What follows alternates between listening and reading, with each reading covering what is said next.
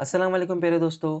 आज की ये वीडियो अगर आपने देख ली और मेरी बताए हुए पॉइंट्स को लिखकर उसको अपनी लाइफ में इम्प्लीमेंट कर लिया, तो आपको कामयाब होने से कोई नहीं रोक सकता।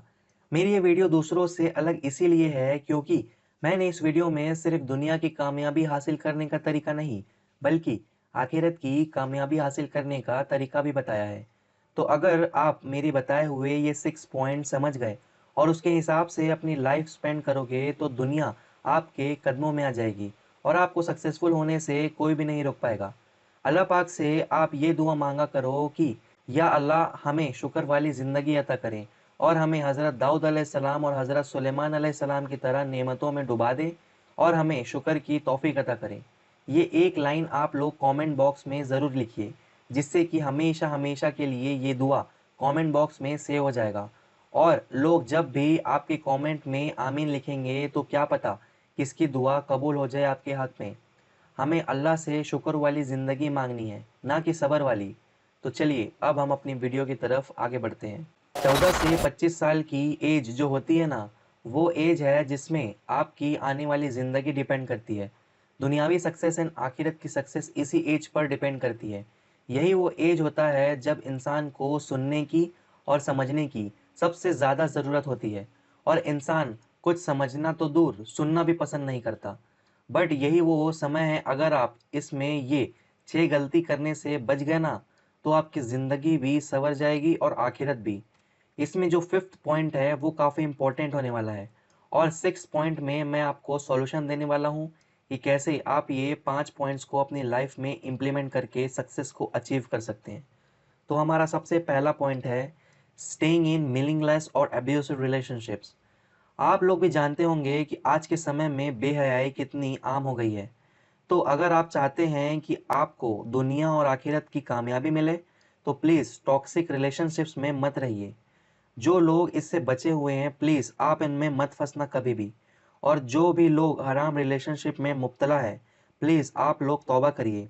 नहीं तो आप ना तो दुनिया के रहोगे और ना ही आखिरत में आपको सक्सेस मिलेगी। इसी से एक और पॉइंट निकल कर आता है, आप लोग ऐसे दोस्तों से भी दूर हो जाइए जो लोग आपका टाइम बर्बाद करते हैं और आपको गलत चीज़ें करने के लिए इन्फ्लुएंस करते हैं।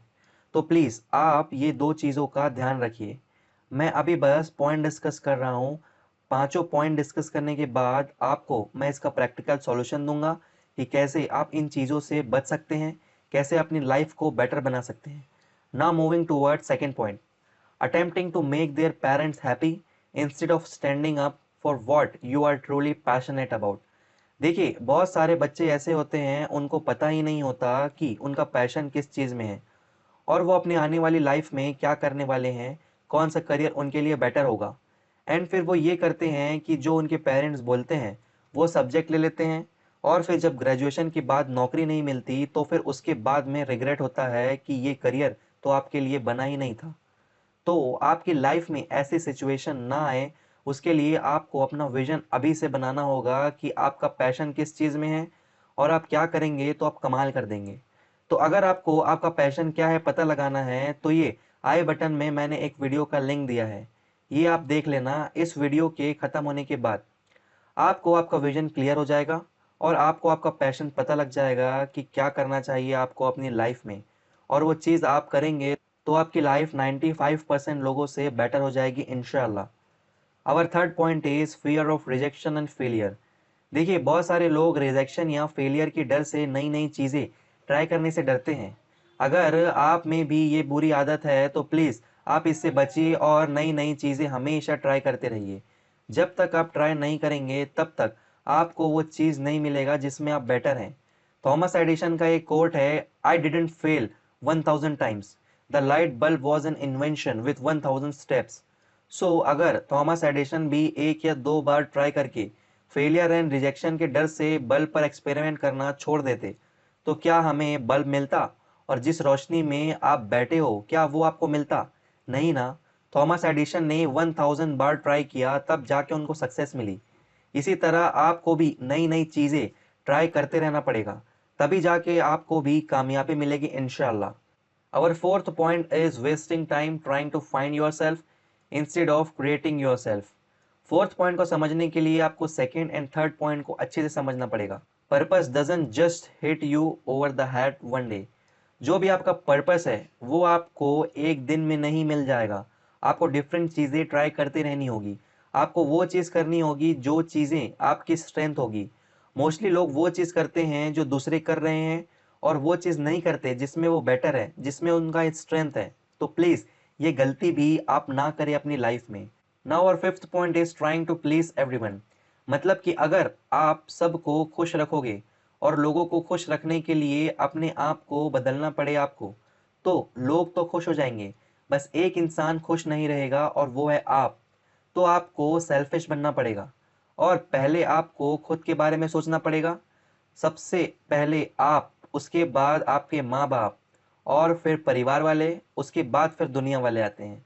तो अगर आप लोगों को खुश रखना चाहते हो तो सबसे पहले अपने आप को हैप्पी रखिए, उसके बाद अपने पेरेंट्स को, देन फैमिली वालों को, देन फिर दुनियादारी। अगर अभी से आप दूसरों की हेल्प करने निकल जाओगे ना, तो आप भूखे मर जाओगे। मैंने देखा है बहुत सारे लोग एनजीओ ओपन कर लेते हैं जबकि उनके पास कुछ भी नहीं होता, और फिर कुछ समय चलाते हैं और फिर बंद कर देते हैं। तो आप ऐसा मत करिएगा। आप लोग सबसे पहले अपनी नीड्स फुलफिल करिए। जब आपकी सारी नीड्स फुलफिल होगी तभी आप लोगों की एक अच्छे और बड़े लेवल पर जाके हेल्प कर पाएंगे। तो आप अपना एक बड़ा विजन बनाइए और उसी हिसाब से उस पर वर्किंग करना शुरू करिए। और यहीं से आता है हमारा six point. Six point is most important, and six point is think big, dream big, believe big, and the result will be big. Simple सा कंसेप्ट है, आपको अपना विजन बड़ा बनाना होगा। एक बार बस आप इमेजिन करो कि आपके पास दुनिया की सबसे ज्यादा दौलत है और आप जो चाहो वो कर सकते हो।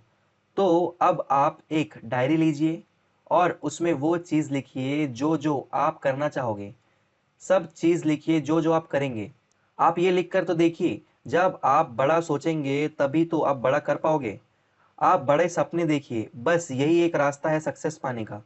क्योंकि जब आप बड़ा सपना देखोगे और उस पर काम करना शुरू करोगे, तो जिस भी दिन आप वो काम नहीं करोगे ना, तो आपको रात में नींद नहीं आएगी और आपको शर्म आएगी कि मैंने आज ये काम नहीं किया। मैं अपना एग्जाम्पल देता हूँ। अगर मैं कभी कोई चीज़ को प्रोकास्टिनेट करता हूँ, मतलब कि चीज़ों को बाद में करूँगा ऐसा सोचता हूँ, तो मुझे शर्म आती है। मैं ये सोचने लगता हूँ कि मैं खुद लोगों को वीडियो में कहता हूँ कि प्रोक्रेस्टिनेट ना करो, और मैं खुद प्रोक्रेस्टिनेट कर रहा हूँ। तो इस वजह से फिर मैं काम को नहीं टालता और प्रोक्रेस्टिनेट करने से बच जाता हूँ। तो आपको भी आपका विजन बड़ा बनाना होगा और उस पर काम करना शुरू करना होगा। नाउ अब हम ये देख लेते हैं कि कैसे हम फर्स्ट पॉइंट से बच सकते हैं। हमारा फर्स्ट पॉइंट था स्टेइंग इन मीनिंगलेस और अब्यूसिव रिलेशनशिप। तो हराम रिलेशनशिप से बचने का एक ही रास्ता है, आप निकाह कर लीजिए। और अगर निकाह पॉसिबल नहीं है तो प्लीज़ आप लोग अलग हो जाइए। कुछ दिन तकलीफ होगी, उसके बाद सब नॉर्मल हो जाएगा। देखिए, लोग ऐसा कहते हैं कि हमारी मोहब्बत सच्ची है, हम एक दूसरे के बिना नहीं रह सकते।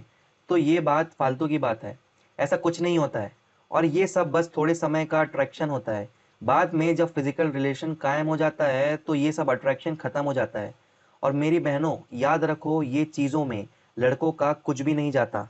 जो भी जाएगा आपका जाएगा। तो प्लीज़ आप अपनी इज्जत की हिफाजत करिए और प्लीज़ इन चीज़ों से दूर रहिए। लड़कियां ज़्यादा इमोशनल होती है इन चीज़ों में।